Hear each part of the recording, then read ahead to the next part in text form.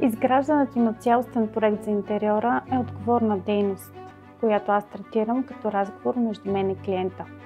Той трябва да отговаря на вашите нужди, желания и бит, защото в крайна сметка вие сте важни в това начинание.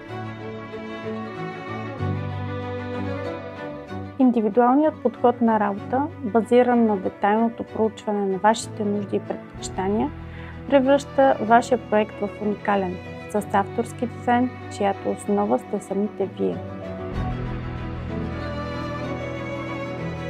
Приоритет на всеки наш проект е да създаде интериор, като всеки сантиметър да носи функция и стойност, защото е важно да живеем в полезна за нас среда.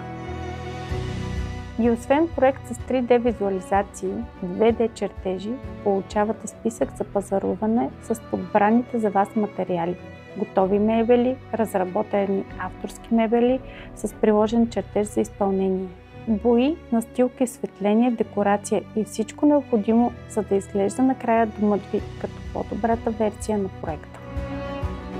Да, авторски мебели. Вдъхновени от работата с клиента, често това се явява причина за създаването на мебели, които са специално проектирани и изработени за вас самите и нямат аналог на пазара. Те са единствени по рода си. Създадохме мебел за наш възложител, чиято уникалност дори е потвърдена със сертификат от Патентното ведомство. Любовта към работата ми често ме провокира да създавам авторски произведения на изкуството, като картини и други детайли за интериора. Ето и една от тях. Ние в SK Interior Design винаги се стремим да дадем най-доброто на даден интериор, като за целта следим отблизо всички новости за функция и дизайн в интериорните решения.